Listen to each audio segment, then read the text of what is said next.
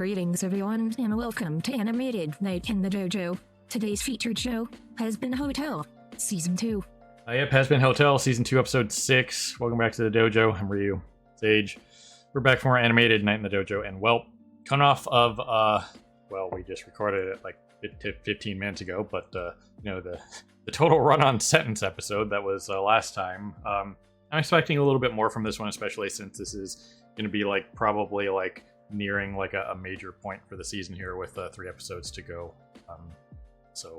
Runtime wise, we got about an hour and 20 minutes left, something like that. So I expect something fairly major to happen in this one, like we were talking about. At some point, is Lute gonna do anything this season besides just be mad and scheme? You know what I mean? Is she gonna do something? You guys think, or what? She hasn't been able to because Sarah shut Heaven down. Right. She had her whole thing of she's gonna go and try to freaking assassinate Baggy, but then she's been stuck in Heaven this whole time because it's sealed off and she doesn't have the power to cross the seal. Right. I assume it's just archangels and above can make the portals in and out of the domain being closed. I mean, it could just only be the Seraphim, because all we ever saw was just Emily and Sarah do it. Yeah. So we'll just have to see what comes of that. But there's a lot of interesting stuff to look for here. Is sowing discontent within the V's, because Valentino's already kind of showing that. Velvet hasn't really been around for that. She had her whole little pseudo angry thing with Vox just zapping away, but I don't think that really would constitute her bailing on him because he annoys her by zapping his way around. You know what I mean? That'd be a major form of petty and not really worth dissolving that kind of relationship over. Yeah, we haven't really seen any major discontent with Velvet. She, generally speaking, gets along with Vox pretty well. I think for her it's going to be one major thing. He's going to say something that she wasn't supposed to hear, and she's going to just be like, she's standing right behind me, isn't she? Yeah, we know she likes Vox, but he himself does not seem to like anyone. He seems very egotistical narcissist. Yeah. So it is, kind of just a matter of time before he potentially pisses her off. Because once again, that just generally seems to be a big thing with Velvet, is that she actually likes people. That's her main redeeming quality, is she's actually a people person. And generally speaking, her products actually help people. Think about that. But here's a random theory. What if Vox goes full Alphonse Elric and just broadcasts a bunch of, or if Alistair goes full Alphonse Elric? Is that what I said? I keep switching Vox and Alistair in where they need to be. If Alistair goes full Alphonse Elric and just starts broadcasting random Vox stuff for all of Pentagram City to hear that they weren't supposed to hear. You know what I mean? Something like that. Yeah. That would be something. Because he can get into any speaker device. So, why not? Just saying, it could be pretty interesting if he did something like that. We'll just have to see. We pretty much talked everything out in the last one. So coming into this one, Vaggie and Charlie's relationship is they're on a break. We don't know how Ross and Rachel's break went, so hopefully that doesn't go this way. But we'll just have to see what comes of that. But atypical, couple fighting, that kind of thing. Her being something we didn't talk about was her being mad at Lucifer for making an attempt to help her. You know what I mean? Is interesting because she literally asked for his help before. Maybe not in that specific situation in last episode, but she wanted her father's help at some point, and that's why he's at the hotel. You know what I mean? Yeah, she wanted his help to... Really, all she actually asked his help for was just to get the meeting with him. And then he just kind of moved in. But yeah, it's more of a thing of, Vaggie's correct. Charlie is just hyper fixating on the Vox situation and You need making to dumb, ignore the rash hot air. decisions. You need to ignore the hot air and keep doing what you're doing. You're not going to beat him at his own game.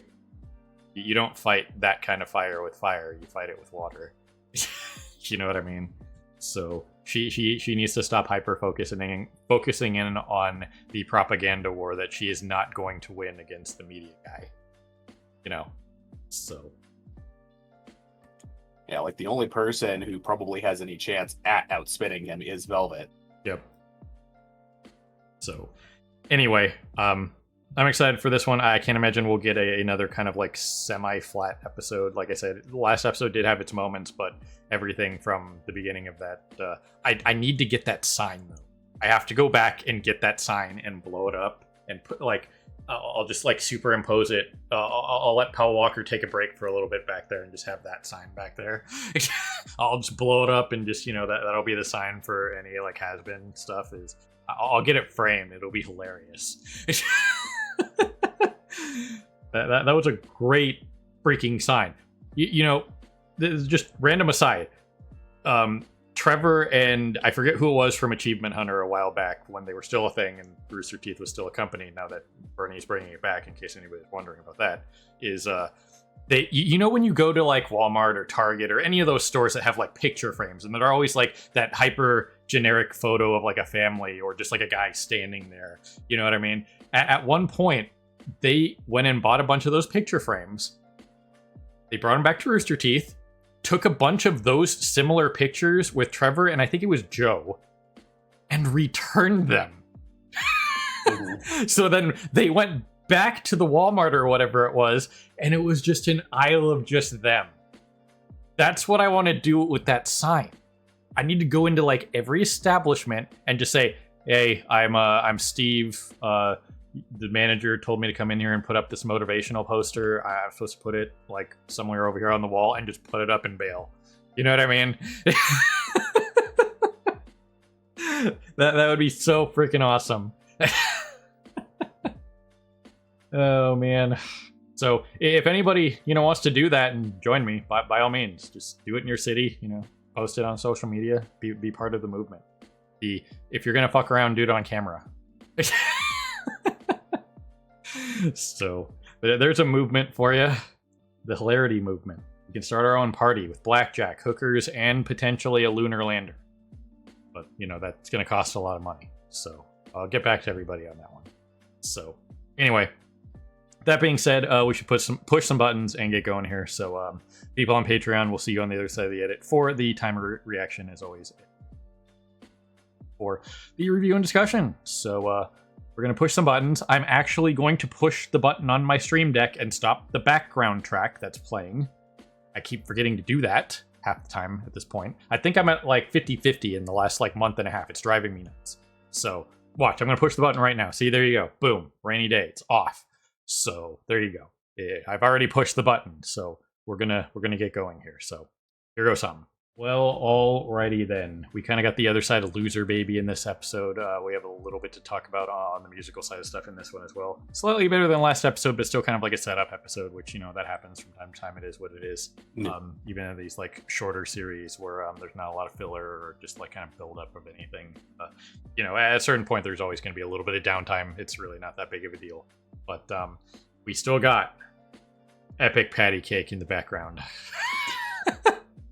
That's how you do it. You make the background nonsense the interesting part of the episode, like that. The bug band, you know, that was interesting. The fact that Baxter and Nifty have that in common. You know, he's you know, building up the bugs so Nifty can have her bug army. I guess maybe that's how they'll, you know, take down Vox, is just have all the bugs like Ito's cabling or whatever. So I don't know. It's for a setup episode for what we figured was kind of coming for this. You know, they did the stuff with Carmilla. I'm kind of surprised Carmilla is going along with, you know, Vox's plan to, you know, whatever. But to that end, at the end of the day, we did see there at the end with Angel is that Vox is everywhere. You know what I mean? Yeah. Everywhere that he wants to be, he has a bug. It's just that simple. So he you know, he knows Carmilla's weakness, which are her daughters. That was her whole thing from season 1. The whole reason why she even killed him in the first place was to protect her family. That's the most important thing to her. So he, once again, is just playing the card game. And if he has that kind of information in the information war, like he had angels spying on them the whole time, unbeknownst to him, he's everywhere. If you're using Vox tech, you know, it's just like the devices that listen to us now. Vox is just listening to you. That's why he wants... I don't know if you guys saw this, but in the episode where he was...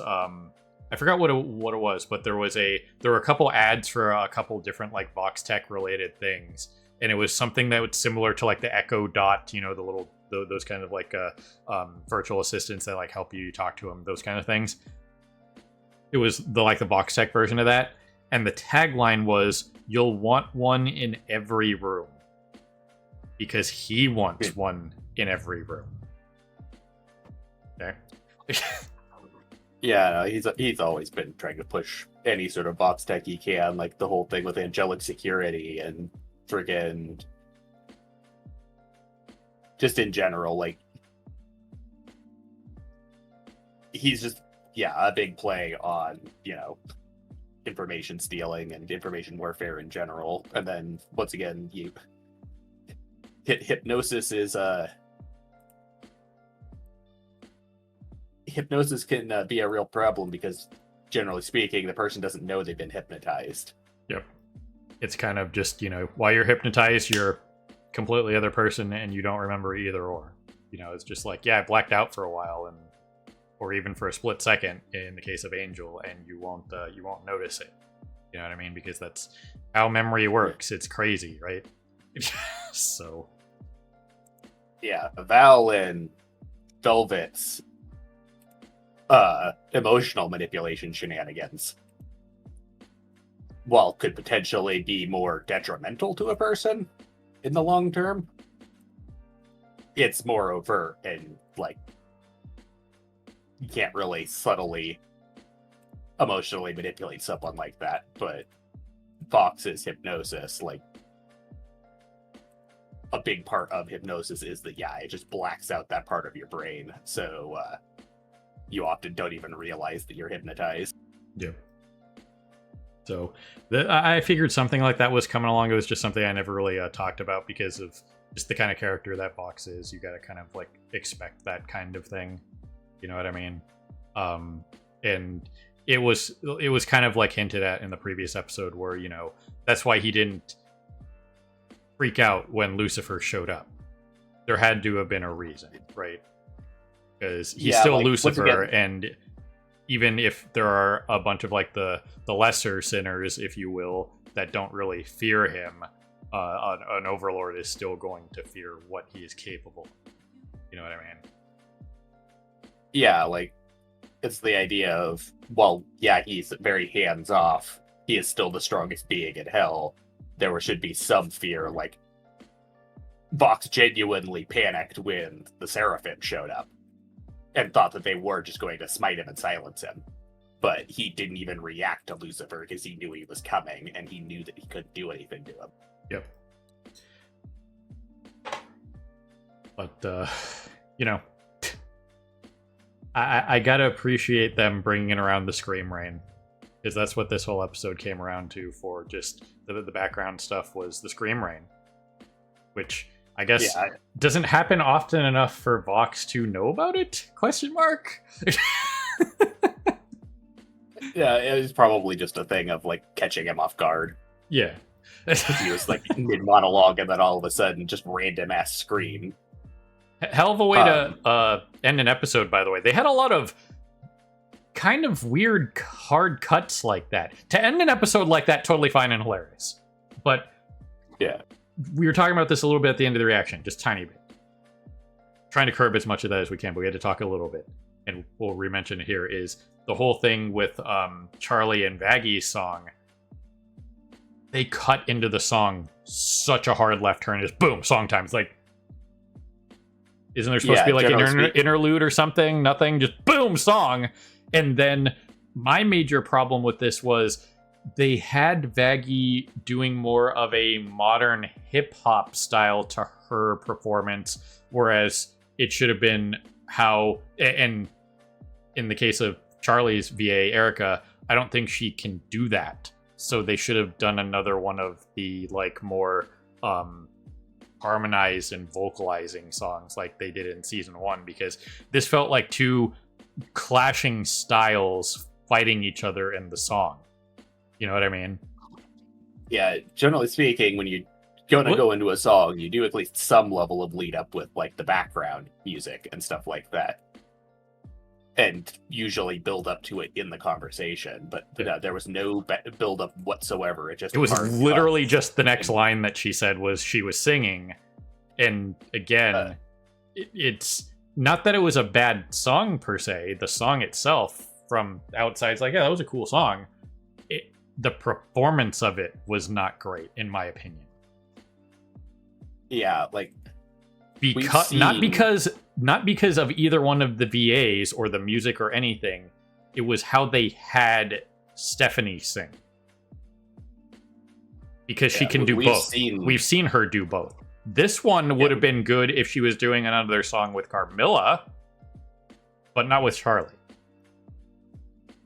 Yeah, we've seen them harmonize and sing together plenty at this point, and they can do it. It's just, yeah, she was going for, yeah, like you said, more of a Carmilla duet song rather than a Charlie duet song, because Charlie does not sing like that. Yeah, and the only other kind of singing Charlie does is like the show tunes, like cartoony, stuff that she's been doing, like when she's trying to hype up the hotel, or like, with her like little flashcard things. The show tunes kind of singing, you know what I mean? She's not the hot-blooded Latina pop star. You know what I mean? It's just an objective fact. There's nothing wrong with being either or not having the range to do it. You have to give your VAs the correct material on how to do it. You know what I mean? You can't just tell a sniper to get into a melee fight. Okay? We're always going to bring that one back from Sakamoto days. You got to know how to use your tools and your people in the correct way.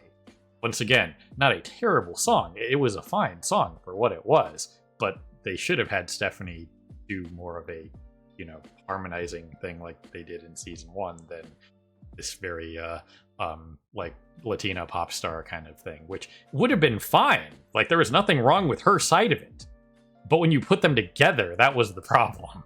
If you just listen to them singing individually in this, completely fine, but when you put it together as a duet, kind of awkward, honestly. That really lowered the bar on the song for me. It was just like, why does it feel like they're verbally sparring, but they're not? This is supposed to be a happy, like, come together as a couple song, and it didn't feel that way. So that was my major gripe with this episode, was that the way they handled that sequence. And I don't know, maybe various factors came together for this. Maybe they thought they wanted to try something new, you know what I mean, and see how it went. I don't know. I'm not a huge music guy, but I know what doesn't work, and it was this. So, if you enjoyed it, more power to you, but I really don't think that works based on the kind of VA that Erica is in her case. You know what I mean? And the only reason I'm saying their names is because they keep popping up here and I can keep saying it.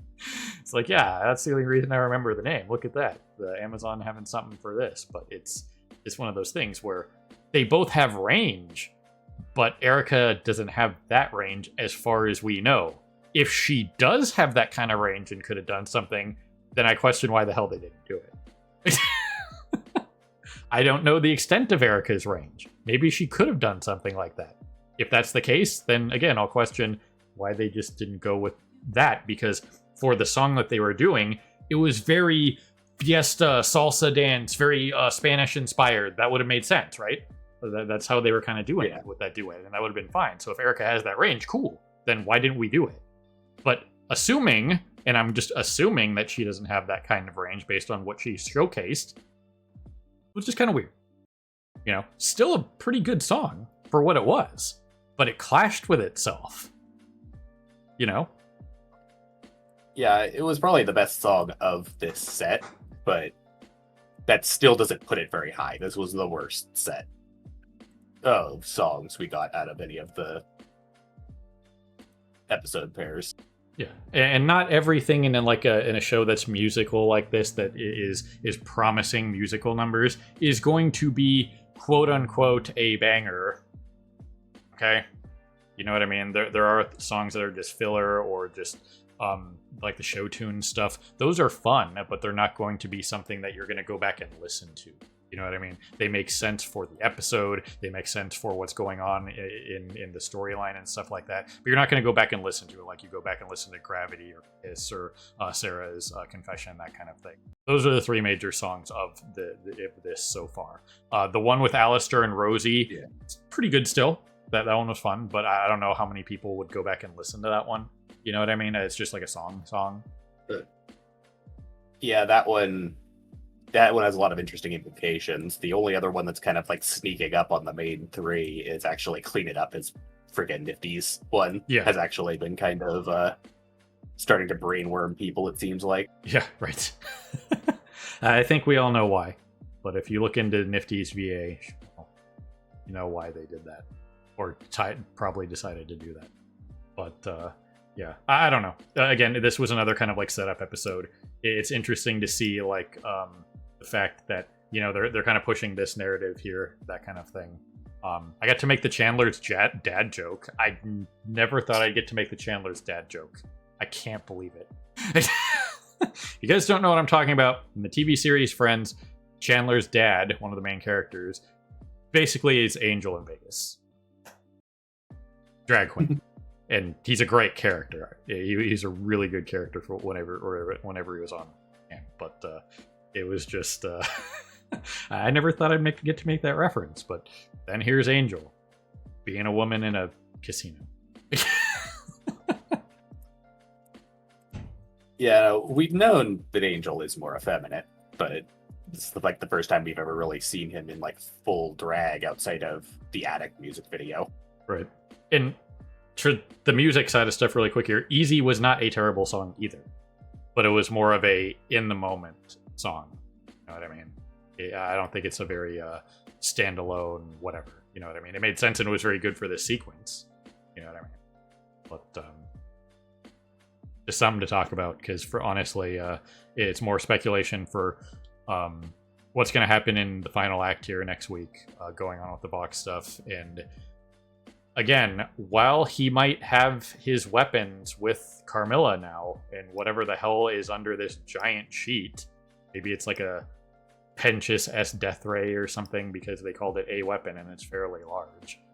Maybe it simulates like angelic magic or something in a, you know, like a Death Star beam, you know, cannon, you know, maybe it's like one of the Steven Universe light cannons, whatever.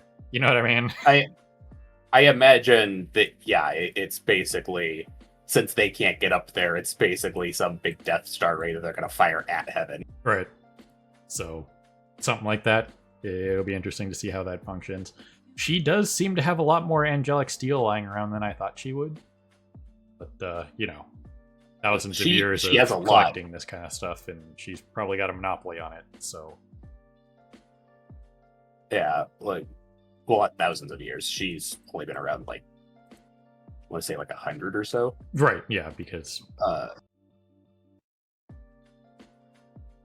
from what we know, she wasn't an overlord at the time of Alistair's massacre, but I believe she was still around in a center at the time. But she was one of the people who freaking capitalized on the power vacuum that he left behind when he killed basically all of the existing overlords. Right. That was actually one of the things in the background that, now that you mention that, when Velvet starts her like live stream in episode 4, you can see somebody in her chat say one of my friend's moms was an overlord, and you can still hear her voice on Alistair's broadcast. Creepy. Yeah. Because that was his gimmick, was him playing their voices over the radio as he was murdering them. Well, yeah. So the thing is, and he can't kept kill that them. as a thing. Yeah. Yeah, he can't kill them. So what he would do is he would just trap their souls in basically perpetual torture. Yeah. And then broadcast their souls being tortured over the radio. Yep. But yeah, so like the only two overlords we know of that were overlords at the time, but that Alistair didn't actually kill and are still overlords, are Zestiel and the skull-headed guy. Right. The like opera one. Yeah, him. So, anyway, again, still, reasonable enough episode for what it was. We had a lot of weird stuff like, Cherry and Pig. Sure, I mean, that pig is doing stuff.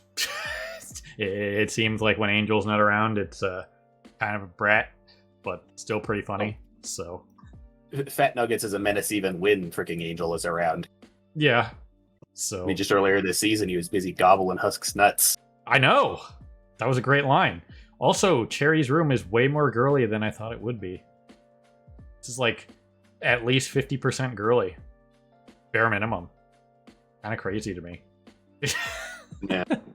So the pink doesn't surprise me. The girly canopy bed really kind of surprises me. So, I don't know. You can have whatever you want, but I'm kind of surprised. The left side of the room makes sense. The right? Okay. Yeah, I'm trying to remember. I don't remember exactly when Cherry died. It was like, I think she was like late 90s, early 2000. Right. But she's still relatively young as a sinner. Not near as young as freaking Velvet, though. Velvet's supposed to only have been in hell like less than 10 years now. Yep.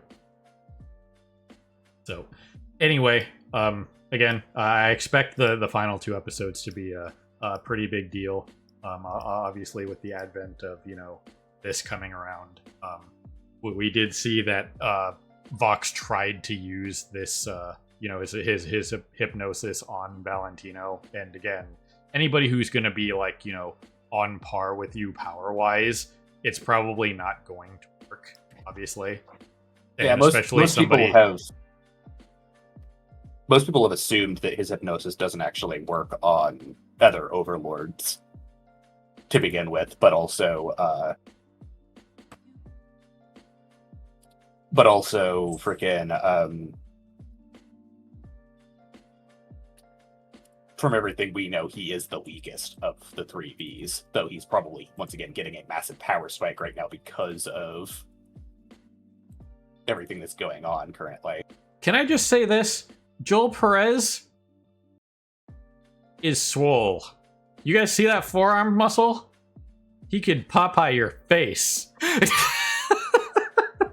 The guy playing Valentino? God damn. A random side note, but you commented earlier about like about like all the different characters being Spanish and stuff like that. Valentino wasn't originally intended to be Spanish. Like he says, he's from Florida. But so he's probably of like Cuban or like Dominican descent. But once again, in case anybody forgot, Spain colonized all those places, so you're Spanish. Yeah. But what I was gonna say was it was his voice actor just at one point in the booth just randomly just kind of as a joke ended up cursing in Spanish, and apparently Dibsy just immediately jumped to no, Val's Spanish now and you're gonna do that again. Yeah, why not? We had what's his name? The Goetia, who was Spanish. It was freaking his brother, right? No, he's like Stolas' cousin or something. His cousin, like yeah. I thought it was his brother or something, but yeah, the one Goetia who's also Spanish and stuff like that. When he came out in the trial on Blitz, and he was freaking ranting in Spanish, it was freaking amazing. Yeah. Yeah. Once again, it does bring up kind of a weird thing of like Hellborn and Heavenborn characters friggin' seemingly having nationalities despite, living their entire existence outside of the mortal world. Yeah, but it's he's a Goetia, he's a Hellborn, and then freaking Vaggy, everything we know about the Exorcists is that they're Heavenborn, not winners. Yeah. So, I mean, does it really matter? No, I think it adds more to the show that way. I mean, especially in the more non-English languages that are more like romantic languages like Spanish or French or Italian, that kind of thing. When you start just going off on somebody in one of those languages, it has more of an effect because it just sounds so much more demeaning. You know what I mean? It's like, man, they're really laying into him. You don't even have to freaking know what they're saying. It doesn't matter. You know what's being said without knowing what's being said. And it has that bigger effect than just like yelling at somebody in English. It's just maybe because I grew up speaking predominantly English, but it's just like it doesn't have that same just damn factor. You know what I mean? Yeah. If you start cursing somebody out in Spanish or French or, one of those kind of major languages, it's just like, yeah, that felt like it had way more impact. So, but the one last thing I will say is it almost happened. Yeah. She wasn't standing right there, but they did the whole chair thing, and then Alistair was there too, which he probably convinced Velvet to be like, you should probably go. You know what I mean? Yeah, no, like this was the start of like the pushing point for Velvet. The fact that like he strong arms her into apologizing to Carmilla. And then just once again, like just showing the fact that he's pretty much just exploiting her. Yep. So, Alistair is pulling those strings right there. He's even got the face like, yeah, I did this. Yeah, once again, like, Velvet does actually want to work as a team and be equals. Vox does not see himself as equals with the other two. Yeah. So, that is the face of, I can't believe the radio demon is right about this. This is stupid. Once again, she is, despite being less than 10 years in hell, she is the strongest of the bees, at least currently. Yeah. So, just something to consider. I think it's hilarious that they did this way. It's kind of the the thing going on between Vox and Alistair is that it is one of the classic things where when the underdog, the lesser, finally gets one up on the person above them in the case of Alistair, and they just won't let it go. Remember when I beat Alistair? You know what I mean? It's kind of like the reverse of the "Are we there yet?" that kids do to their parents when they're in the car. It's like, hey, did you see this thing I did? It's like, man, you've told me this story like 800 times, and you did it last week. We freaking know. You beat Alistair, okay? Holy crap. Yeah, which we've gotten more context into their previous fight, too. And, like, we knew that they fought 7 years ago, and that Alistair almost won. But then that something happened. And we didn't know what was up, but the other episode got the context of Rosie interjected and told him to fuck off and go into hiding. Right. So, anyway, the V's are coming apart at the seams, kind of. The seeds are there. It's what Alistair wants. And non-united V's, Vox on his own, not going to be able to accomplish anything. So everything Alistair's working for here is probably going to work out for him, and it'll be interesting to see what he does with it. Because he still has, and I went back to season 1 and confirmed it for myself, was his deal with Charlie was a favor of his choosing at any time that will not harm anyone. That was the deal. So, that could be used on pretty much anything. So, obviously, outside of harming someone, unless you're not part of anyone, which, so that's questionable verbiage. Obviously. Well, also, Also, it's specifically in which she hurts no one. Whatever she causes could still potentially hurt people, just as long as she's not directly hurting someone. Right. So it'll be interesting to see how that deal plays out, because it's still obviously on the table. So yeah. I don't know if we'll get that this season, but yeah, fairly interesting episode from the power dynamic perspective, that kind of thing. While Vox does have, since we did talk about this last time, and I'll talk about it a little bit here at the end, is the whole Death Star thing has more merit because Vox is now showing that he knows pretty much everything that he does need to know with his spying. So if he can't make a portal to heaven, what's the next best thing? You can have Eisen shoot it down. Yeah.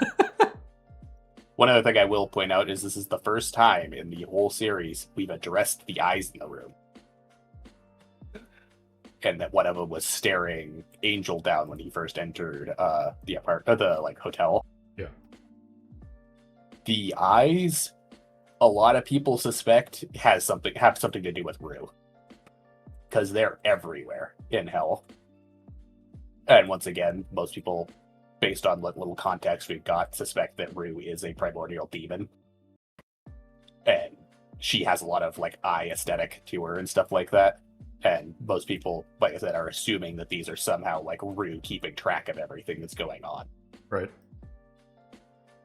So something to think about right there. That's where we're kind of both in that camp of what the deal is with Rosie, whether she's Rue herself or just one of her lieutenants or major followers or something like that. We'll just have to see, because when she comes through the thing with Alistair, you know what I mean? Overlords don't make deals with the living world. Yeah, from everything we know, it's normally impossible for any sinner, overlord or not, to cross over or communicate with other realms. That's why Pensius can't directly interact with Hell, and friggin' why normally sinners can't be the ones that actually make deals. It has to be demons with mortals. Which, again, to that end, why is Lilith apparently the only one who has cross-dimensional cell phone service? Just saying. What the hell? Is she the only one? How did she do this? Is that why she's so awesome? She has a cell phone that can do everything? I don't get it. Stole Joker's cell phone. Yeah, stole Joker's cell phone, clearly. So, I don't know. That's just another kind of random thing that's going on in the background, because she has service in heaven and she's getting calls from hell, which keep in mind, a lot of people would say, well, Charlie's getting the this line is busy and they're ignoring you, whatever, which could mean she's out of cell phone service range. It's not true, because you can see all the freaking missed calls on Lilith's phone, and it's not like she's popping into hell to check her messages. Yeah. So she was getting the text from Lute, and then she had all the missed calls from Lucifer and Charlie. So clearly she has cross-dimensional cell service. So, yeah. I'm just wondering. It's just kind of a curiosity for me at this point, is if they have this technology, then at the bare minimum, Pensius could FaceTime Cherry, and they could do that, right? Have that long-distance Butters and his Canadian girlfriend romance. So, anyway, yeah, I'm definitely looking forward to seeing how this wraps up next week, how they could potentially, obviously this is the 2 episodes coming next week are not the end of the series. I believe bare minimum we're getting at least one more season. It's already been confirmed, and I believe the storyboarding and a bunch of the VA work is already done for that. So yeah, we still haven't gotten a we're going to be doing X amount of seasons, but yeah, no, work on season 4 has already started. Yep. So season 3 is pretty much done outside of everything that probably animation wise and stuff like that, and then they've been working on 4 already as well. So I really need that to finish it up. Got it. So while Age goes and does that, I'll wrap it up here again. So Anyway, so yeah, that's just something to think about. We might be seeing season 3 a little bit sooner than people might think, just based on certain varying factors. It comes to, it'll probably be another like year or so, probably like early 2027. I'd wager it is probably, maybe we'll get like something crazy like around this time next year, that kind of thing. So there's a lot of stuff to think about, a lot of cool stuff going on.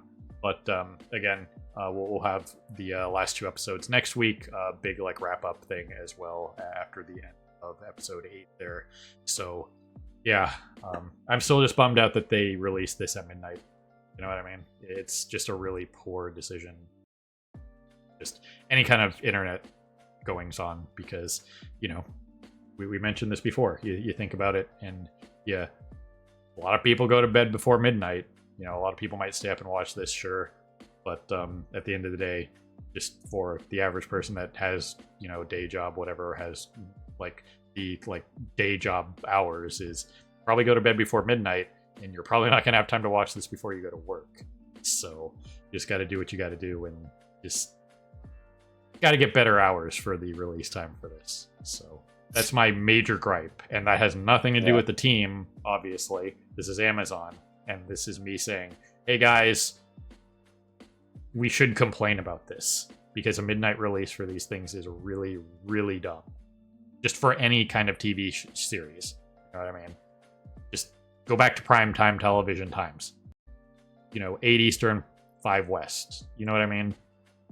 Probably the most reasonable hours. So, anyway. We're going to wrap it up here. So, ladies and gentlemen, people of YouTube, beyond ever watching, as always, we appreciate you stopping by and hanging with us here in the dojo for more animated Night in the Dojo. And this was Hazbin Hotel, Season 2, Episode 6, The Scream Rain. And they got him right at the end. So, hopefully the Scream Rain comes back at some point in the future and, spook somebody, and it'll be funny.